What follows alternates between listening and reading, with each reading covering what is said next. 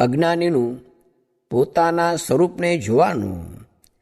સ્વામિનારાયણ હરે સંવત 1876ના પોષ સુધી બીજને દિવસ શ્રીજી મહારાજ શ્રી ગઢડા મધ્યે દાદા ખાચરના દરબારમાં ઉગમણે દ્વાર ઓરડાની ઓસરીએ ગાદી તકિયા નંખાવીને વિરાજમાન હતા અને ધોળી પાગ માથે બાંધી હતી અને તે પાગને વિશે પીળા ફૂલનો તોરો વિરાજમાન હતો અને કંઠને વિશે પીળા પુષ્પનો હાર વિરાજમાન હતો અને બે કાનને વિશે ધોળા અને પીળા પુષ્પના ગુચ્છ વિરાજમાન હતા અને ધોળો ચોફાડ ઓઢ્યો હતો અને કાળા છેડાનો ખેસ પહેર્યો હતો અને કથા વંચાવતા હતા અને પોતાના મુખારવિંદની આગળ પરમહંસ તથા દેશ દેશના હરિજનની સભા ભરાઈને બેઠી હતી.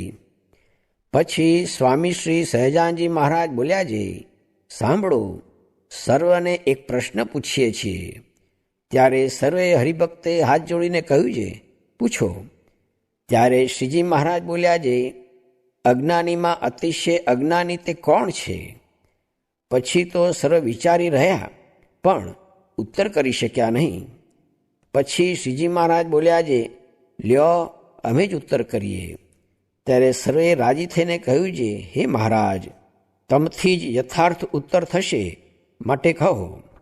પછી શ્રીજી મહારાજ બોલ્યા છે, આ દેહમાં રહેનારો જે જીવ છે તે રૂપને જુએ છે અને કુરૂપને જુએ છે તથા બાળ, યૌવન અને વૃદ્ધપણાને જુએ છે, એવા અનંત પદાર્થને જુએ છે, પણ જોનારો પોતે પોતાને જોતો નથી અને કેવળ બાહ્ય દ્રષ્ટિએ કરીને પદાર્થને જોયા કરે છે, પણ પોતે પોતાને નથી જોતો.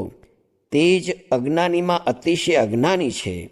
અને જેમ નેત્રે કરીને અનંત પ્રકારના રૂપના સ્વાદને લે છે, તેમજ શ્રોત્ર, ત્વક, રસના, ઘ્રાણ ઇત્યાદિ સર્વ ઇન્દ્રિયો કરીને વિષય સુખને ભોગવે છે ને જાણે છે, પણ પોતે પોતાના સુખને ભોગવતો નથી ને પોતે પોતાના રૂપને જાણતો નથી.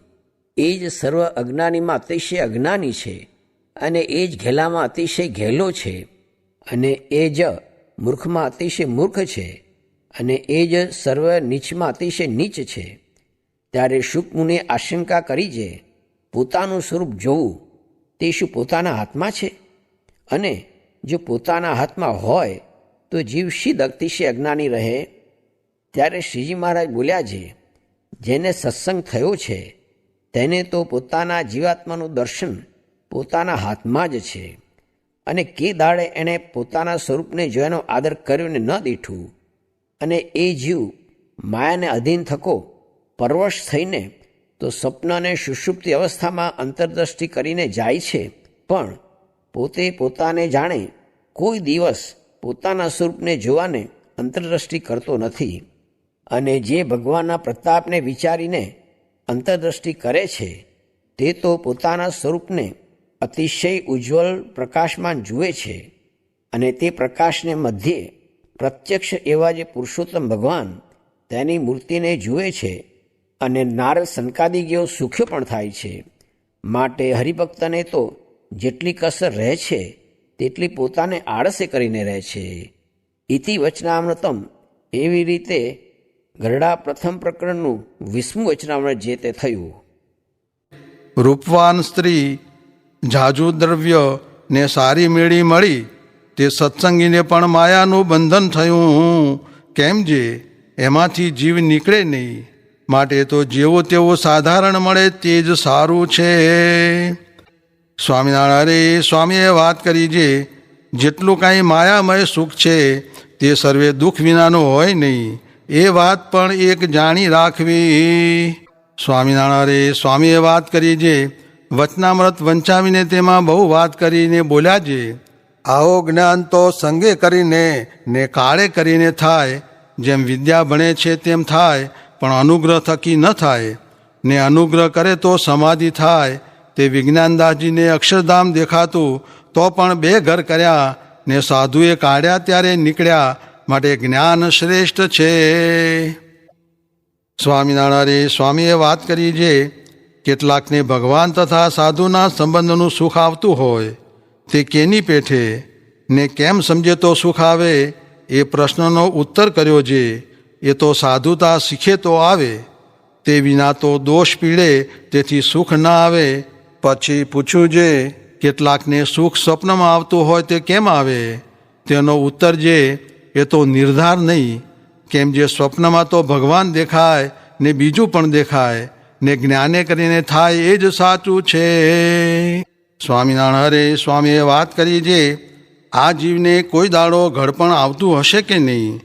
એમ કહીને વળી કહ્યું જે, જીવને જ્ઞાન થાય ત્યારે ઘડપણ આવે, પણ તે વિના તો ઘડપણ આવે નહીં.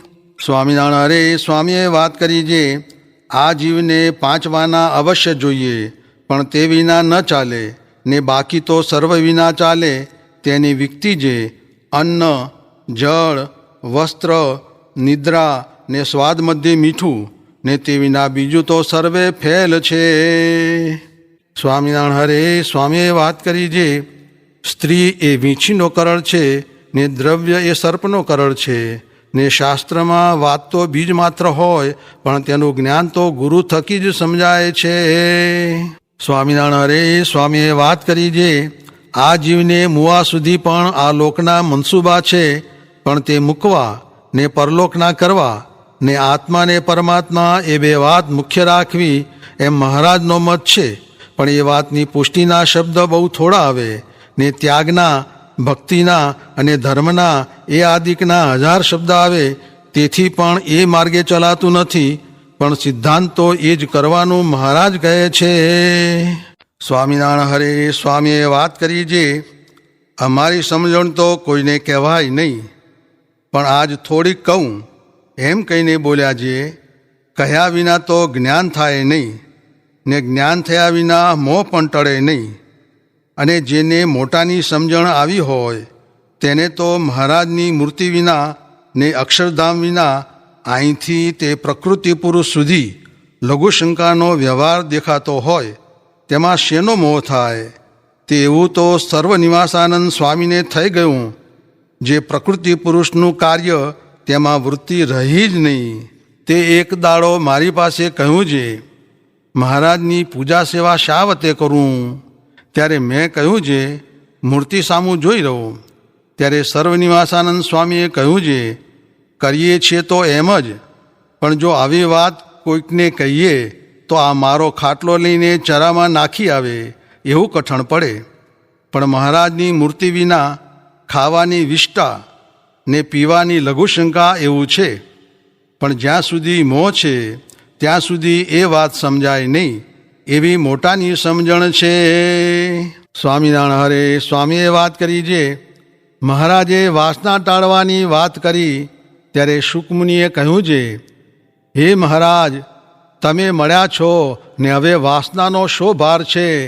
ત્યારે મહારાજ બોલ્યા, હું મળ્યો છું તે તમારી રક્ષા તો કરીશ, પણ જ્યાં સુધી વાસના હશે ત્યાં સુધી તમને ફડકો મળશે નહીં. માટે નિર્વાસનિક થાવું ત્યાં દ્રષ્ટાંત દીધું. જેમ કોઈ પુરુષ સૂતો હોય ને તેના ઉપર સર્પ ચડે, પછી બીજો પુરુષ હોય તે તેની રક્ષા કરે, પણ ઓલ્યા સુનારને ફડકો પડે ખરો, તેમ તમારી રક્ષા તો હું કરીશ, પણ વાસના હશે ત્યાં સુધી તમને ફડકો મળશે નહીં. માટે નિર્વાસનિક રહેવું.